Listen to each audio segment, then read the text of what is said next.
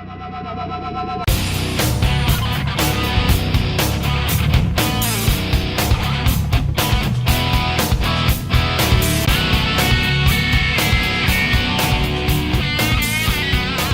miss me?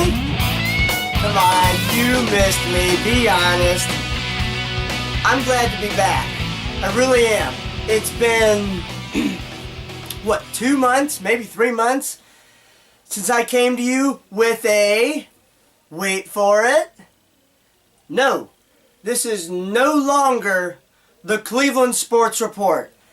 I am Nick Brolis, as you all should know, but this is now known as Nick's Sports Report. And along with that, guess what? Now I've got my own website. So now you're really in trouble. But no, staying humble, so to speak. I'm very glad to be back with you guys in front of the camera finally. It feels like it's been forever. As you guys can see, I even wanted to spice up the studio a little bit. I got tired with the background being the way it was, but that's really besides the point. I'm glad that all of you have been patient, obviously, and I hope that you guys continue to keep watching this now. This will be now known as Nick's Sports Report. You can still follow me on Twitter at nbrolis, and please feel free to send your comments or whatever to nickbrolis8404@yahoo.com. My email has not changed. Nothing has changed except for the name of this show. It is no longer the Cleveland Sports Report. It is now known as Nick's Sports Report. So it's even easier for you guys to look up now on YouTube. And hopefully one day I'll figure out how to upload this video onto my website so you guys can just get onto my website and check things out from there. But it's been a while because the old software that I was using, it got corrupt, whatever, just stopped working, whatever the case may be. I don't know, I don't care. All I know is, so far, this new software that I got seems to be working. So, again, I cannot tell you guys how happy I am to be back on camera, giving my opinions to you and whatnot. So, what all has happened since the last time you guys watched me? Well, baseball season's run into the postseason, and I've got to tell you, this has been an amazing, amazing postseason for baseball so far. And I actually have a bet with a friend of mine, Tim, which, by the way, yes, Tim, I'm going to just throw it out there now. Congratulations on your Kansas City Royals making it all the way to the ALCS. Me and him got a bet for $1 going. I took Baltimore. He took his hometown, Kansas City Royals, naturally. I also took the Cardinals over the Giants.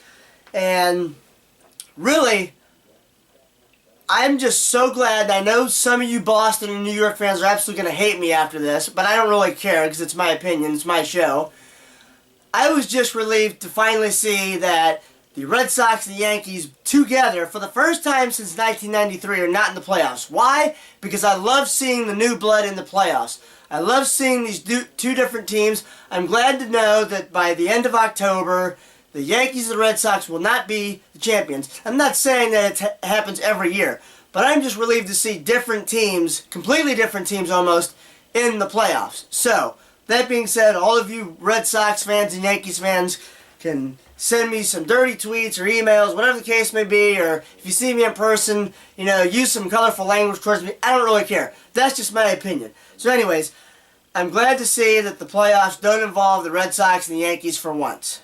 So anyways, the other thing that I want to talk about. How about the fact that the Cavaliers season is getting ready to tip off? Some of you I know are still, you don't know if they're going to quite be able to, get to the NBA Finals. I'm not saying that they're going to win it. But I tell you right now, this team is stacked, so balanced, with young players and veterans. It would shock me if they don't at least make it to the third round. I see it as the Bulls, the Cavs, the Raptors, and the Wizards are the 4 teams that I think are going to compete in the Eastern Conference this year. I'm not going to get into the Western Conference right now, but that's how I see it. And I really do see it coming down to the Bulls and the Cavs as to one of those teams that are going to represent the East in the finals. So that's my opinion with that. Now, how about those Browns? How about those Browns? They went into this past Sunday. I think that they were a 1 or 2 point favorite over Pittsburgh. And I tell you what, for all you Pittsburgh fans out there, you can deny it, all you want. I don't care, because here's the bottom line. Your team got its butt handed to them. Period. You can't deny it.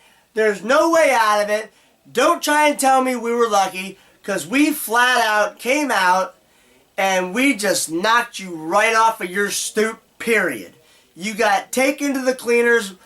Whatever terminology you want to use, you guys got your butts whooped, period. So just accept it. Don't keep denying it like what I see on Twitter. And of course, you go back to the whole, well, we got 6 Super Bowls. That is completely irrelevant to what happened in the game this past Sunday down at First Energy Stadium. And by the way, since I was there, I have to acknowledge all the Browns fans that were there. Absolutely electric atmosphere from start to finish. It was a great time had by most. And there was not that many Pittsburgh fans, and I can tell you this right now, my opinion why. You Pittsburgh fans, especially the ones that live over in Pennsylvania, I think you're finally starting to figure out and realize and accept the fact that your Steelers, your mighty Steelers, are in rebuilding mode. And it's going to take you some time. What I'm not happy to hear about is the fact that you guys want your head coach fired already. Now granted, Tomlin inherited, all these players and whatnot from the Cowher era. But you guys are the ones always running your mouth about how you need stability at the head coaching position. I say, if anything, you need to maybe fire your offensive coordinator. Maybe check to make sure you and your GM are still on the same page, because I think your last 2 drafts haven't been the best, and by Pittsburgh standards have not been that good. But getting back to the game this past Sunday, I was not nervous in the least bit when the score was 31-10. And you guys really shouldn't even score that touchdown. I think it was in the 4th quarter. But I got to go back and watch the game later on the night and see what I didn't catch. But anyways, absolutely wonderful victory for the Browns. But I don't want anybody to be fooled by the fact that this Sunday the Browns are going to have their hands full with the Jaguars. The record, I don't care if they haven't won any games. Guess what? They're going to be a tough team, and it's going to be on the road. So, that's my opinion with that. Now, the other thing that I really wanted to touch on is the fact of how about Ohio State is continuously improving on the offensive side of the ball and the defensive side of the ball. It's going to be a very, very interesting matchup this Saturday when we play Rutgers. So, again, this is going to be a very short version of Nick's Sports Report, not Cleveland Sports Report. But I wanted to thank you guys for watching this first version of Nick's Sports Report. And again, my website, nicksportsreport.com. I'm trying to update it as much as possible, but just, kind of, hang with me here a little bit. But that's all the time I have for this first edition of Nick's Sports Report. I will try to continuously have 2 episodes a week of this going on YouTube. And again, I'm going to really try as hard as I can to figure out a way to upload this onto my website. But thanks again for watching the show. My name is Nick Brolis. See you back here in a couple days.